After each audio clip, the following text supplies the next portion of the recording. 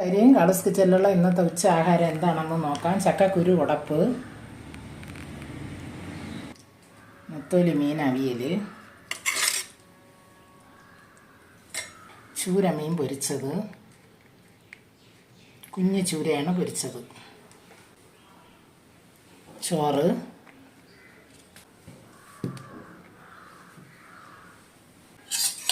രസം,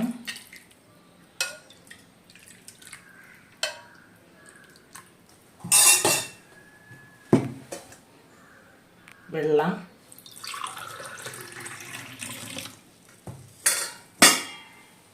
പിന്നെ ചക്കപ്പഴം, വരിക്കച്ചക്കപ്പഴം.